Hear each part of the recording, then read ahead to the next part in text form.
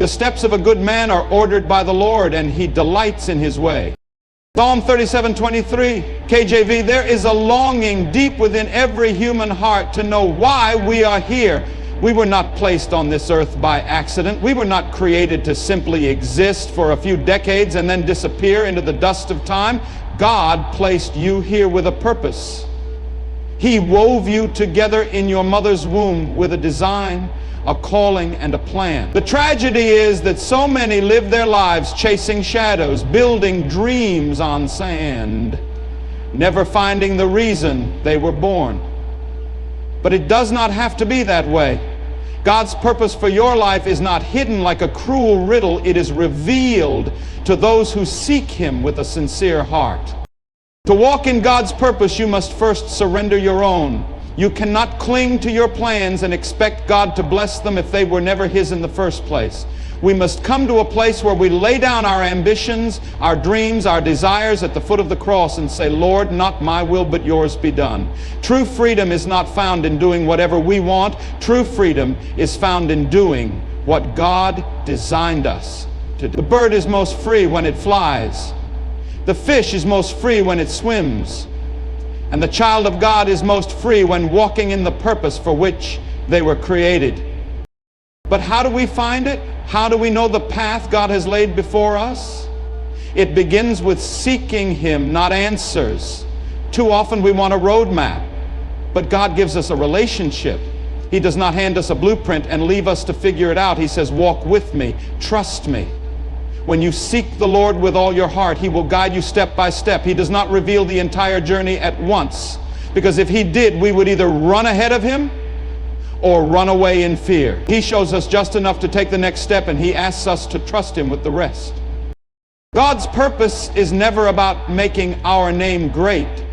It is always about making His name known. In a world obsessed with fame and recognition, God calls us to humility and service. The greatest in the kingdom are not those with the most followers, the biggest stages, or the loudest voices. The greatest are those who serve in quiet faithfulness, those who wash feet, those who stoop low so that Christ may be lifted high. If you want to walk in God's purpose, set your heart not on being known, but on making Him known. Another key to walking in God's purpose is obedience. Partial obedience is disobedience. Delayed obedience is disobedience. God is looking for men and women who will say yes to Him without hesitation.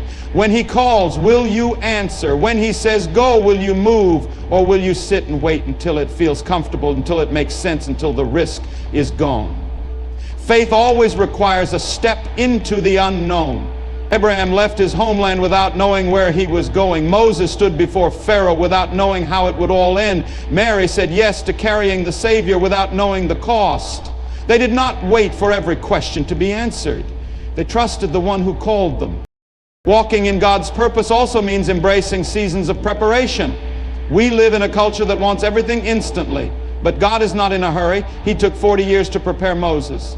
He took years to mold David in the fields before he became king. Even Jesus spent 30 years in obscurity before 3 years of ministry. Do not despise the hidden seasons. Do not rush the work of God in your life. In the quiet, in the unnoticed places, He is shaping your character, deepening your roots, strengthening your faith. Without that preparation, the weight of your calling would crush you. The deeper the foundation, the higher the building can rise. There will be trials on the path. Walking in God's purpose does not mean a life without hardship. In fact, it often means facing greater opposition. The enemy does not attack what is not a threat. When you walk in obedience to God, you can expect storms, you can expect battles. But take heart, every trial is an opportunity for God's strength to be made perfect in your weakness. Every valley is a place where His grace will carry you. Every fiery furnace is a place where He will stand with you, just as He stood with Shadrach, Meshach, and Abednego. Do not fear the fire. God uses it to refine, not destroy.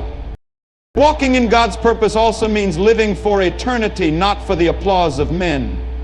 It is easy to get caught up in chasing success by worldly standards, but one day all of it, the fame, the fortune, the titles, will fade away.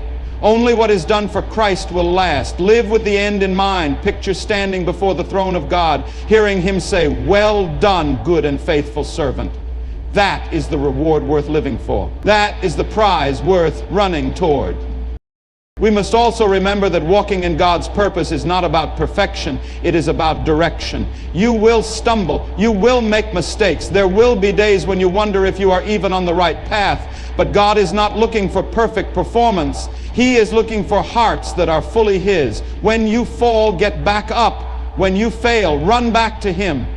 His grace is sufficient. His mercy is new every morning. Keep your eyes on Jesus, the author and finisher of your faith. Community matters too. You were never meant to walk this journey alone. God places people in our lives to encourage us, sharpen us, and sometimes even correct us. Surround yourself with those who love God and will point you back to him when you lose your way. The journey is too hard, the road too narrow to walk it alone. Link arms with brothers and sisters who will pray with you, fight for you, and remind you of who you are when the battle gets fierce. Above all, walking in God's purpose is about love. Love for God and love for people. Jesus said the greatest commandments are to love the Lord your God with all your heart, soul, mind, and strength, and to love your neighbor as yourself. Every calling, every assignment, every mission God gives you will flow out of love. Without love, our efforts are empty noise. Without love, our works are lifeless rituals. But when we love, we reflect the very heart of God to a broken world. Love must be the fuel for everything we do. Right now, the world desperately needs men and women who will rise up and walk in God's purpose. The harvest is plentiful, but the workers are few. There are souls that need to hear the good news. There are broken hearts that need healing. There are lives trapped in darkness that need the light you carry. You were born for such a time as this. You are not here by accident. You are not here by coincidence. You were placed here by divine appointment with a holy assignment.